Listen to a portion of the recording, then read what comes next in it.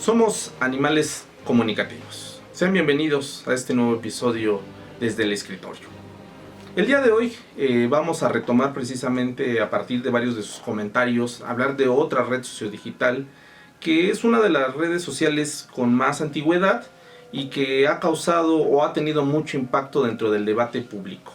¿A cuál me refiero? Precisamente a Twitter.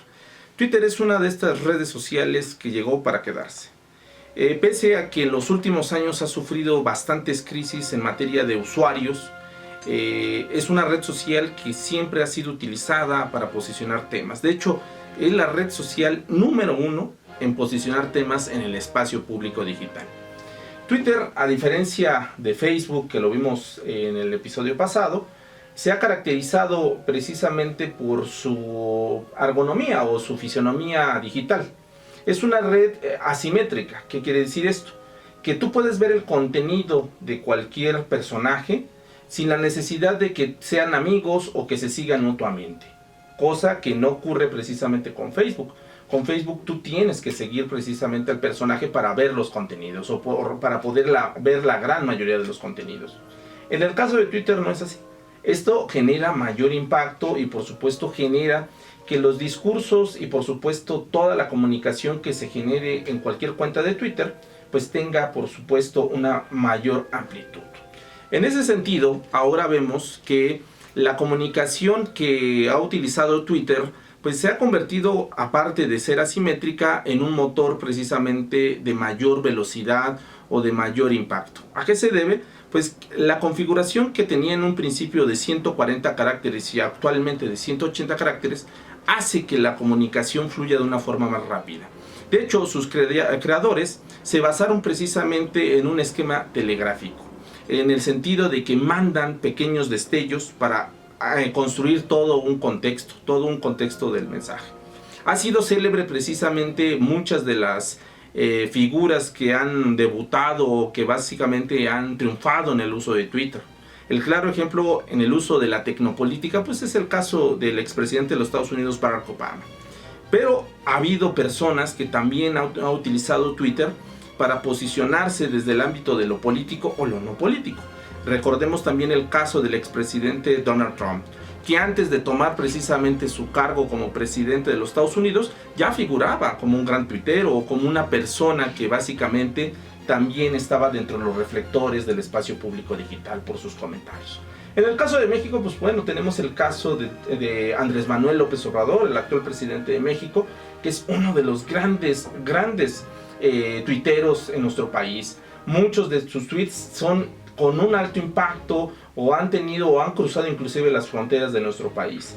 Otro caso célebre también en nuestro país, por supuesto, debemos decirlo así, es el caso de Felipe Calderón, el cual justamente le tocó la etapa de presidente de México y utilizar precisamente una estrategia de Twitter en el país. Pero bueno, esto lo iremos desglosando a lo largo de este programa. Ahora yo los invito a que vayamos precisamente a esta primera sección, como siempre con mi estimado Luis Cortés, el cual nos va a platicar precisamente sobre una de las series más llamativas en los Estados Unidos en los últimos años. Estamos hablando de la 7ª temporada de American Horror Story. Vamos a escuchar a Luis.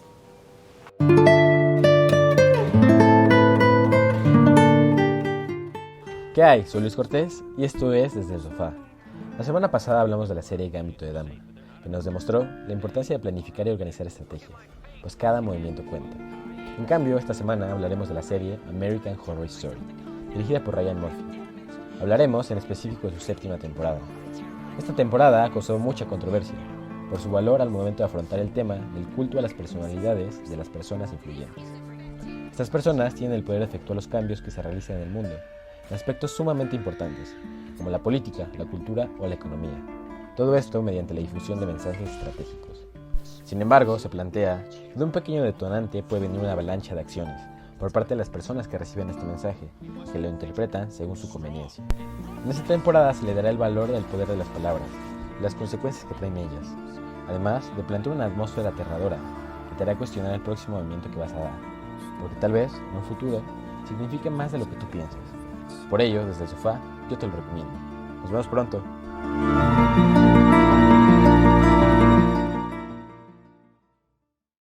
Bueno, como siempre, la reflexión de Luis Cortés a partir de las series y su vinculación con la comunicación y por supuesto la comunicación política, pues es un gran referente. Ahora vamos a hablar precisamente del uso de Twitter en campañas electorales o en procesos de comunicación política. Para ello, me voy a remitir a dos casos. El primero de ellos va a ser el caso del expresidente y ahora también difunto expresidente Hugo Chávez, que en su momento fue una de las personas que mejor utilizó esta herramienta de comunicación a nivel no solamente Venezuela, sino a nivel global.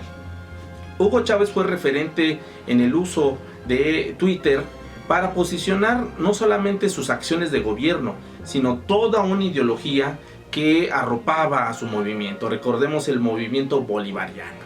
Es interesante el caso de Hugo Chávez porque era un crítico muy fuerte de todo lo que tenía que ver con el neoliberalismo y todo lo que tenía que ver con el uso de herramientas pues americanas o en el caso norteamericanas, pero sí era un gran activo del uso de Twitter.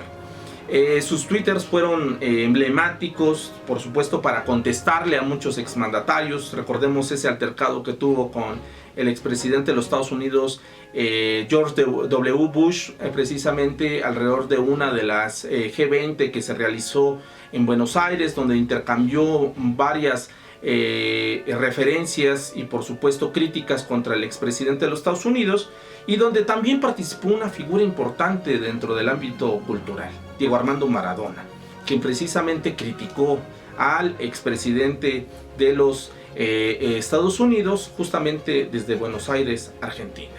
Ahora, el segundo caso que me gustaría tocar lo llevamos con Pablo Iglesias, un referente en la política española. Pablo Iglesias se caracterizó por venir de un movimiento, de hecho liderar uno de los movimientos más icónicos de ciberactivismo a nivel internacional, el movimiento de los indignados en España. Él, al ser, digamos, el líder de este movimiento, después posicionó desde Twitter la necesidad de construir una nueva organización política. Y de ahí se derivó el caso que hoy tenemos muy emblemático de Podemos. Al grado de que Pablo Iglesias ha figurado en escaños precisamente en el Parlamento español, el Parlamento europeo, y hoy también forma parte del gabinete de la actual administración. En ese sentido, desde Twitter, Pablo Iglesias ha configurado toda una estrategia para hablarle a un público objetivo, que es justamente el público aquel que no está de acuerdo con las políticas neoliberales y por supuesto conservadoras del gobierno español. Pero bueno, así como vemos, el caso de Twitter es importantísimo o ha sido importantísimo en la construcción de diferentes estrategias de comunicación institucional, pero también de comunicación electoral. Ahora vamos a ir con mi estimada Jimena Bravo para precisamente aterrizar todo este contexto de Twitter en estrategias en el contexto mexicano. Acompáñenos.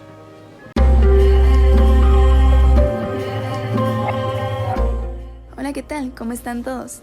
Mi nombre es Jimena Bravo y en esta ocasión de Pluma Selecta les narraré una nota del portal de noticias IMX que tiene que ver con el impacto de Twitter en la actualidad. Microblogging fue el antecesor del monstruo cibernético de Twitter, que hoy en día cuenta con más de 152 millones de usuarios.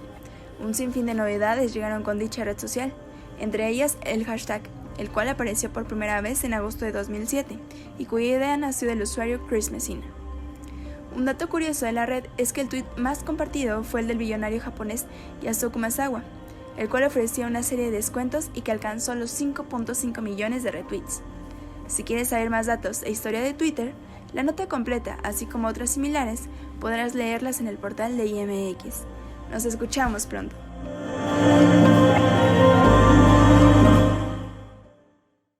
Bueno, como siempre agradezco los comentarios y por supuesto la precisión en la pluma de Jimena Bravo.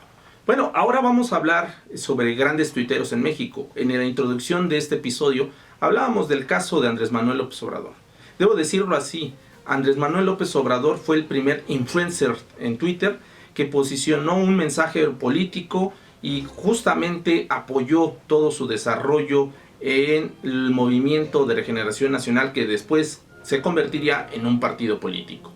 ¿Por qué digo que fue uno de los mayores o es uno de los mayores referentes de Twitter en México? Primeramente, recordemos el contexto del 2006.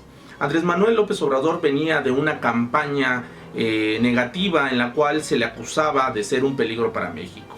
Ahí justamente se construyó toda una agenda política o mediática en la cual todos los medios de comunicación habidos y por haber le cerraron el espacio a Andrés Manuel López Obrador y por supuesto a todo su discurso. En ese momento, como caído del cielo, le cayó muy bien a Andrés Manuel López Obrador la llegada de las redes sociodigitales. ¿Cuáles son estas redes sociodigitales de impacto? Pues fue el caso de YouTube, y fue el caso precisamente de Twitter y Facebook. Andrés Manuel debutó en estos espacios justamente aprovechando de estos lugares o de este lugar en el cual no hay una regulación. ¿Qué quiere decir esto? Para que se construya una agenda mediática, los medios de comunicación posicionan un tema y filtran la información. En el caso de las redes sociodigitales y de internet, no existe un mediador, no existe alguien que está detrás derivando o decidiendo qué sí sale o qué no sale. Los discursos en las redes sociodigitales y principalmente en Twitter llegan sin filtración, llegan tal cual, digamos, a las personas. Este fue un momento, icónico y clave para el desarrollo de la vida política de Andrés Manuel López Obrador. Porque a partir de sus redes sociodigitales, de Twitter, de Facebook y de YouTube, siguió hablándole a su público, siguió hablándole a todos aquellos personajes que simpatizaban con su movimiento y que consideraban necesario un cambio. En ese sentido, Andrés Manuel López Obrador decidió implementar toda una estrategia de tecnopolítica alrededor de su persona y por supuesto de su movimiento, nada más y nada menos que desde Twitter. Fue un gran tuitero y sigue siéndolo hasta la fecha. Sigue posicionando, siendo o no siendo presidente de México, y lo ha hecho muy bien. Ha hecho críticas muy severas, lo hizo en la administración de Felipe Calderón, que indudablemente fueron retomadas por los medios de comunicación tradicionales, la prensa, la radio y la televisión.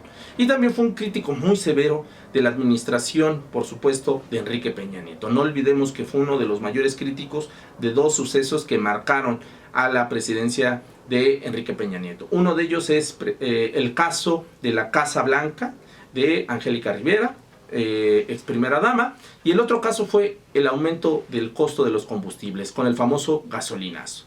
En ese sentido vemos que Twitter ha servido para muchas estrategias y hablamos ahora del caso de Andrés Manuel López Obrador.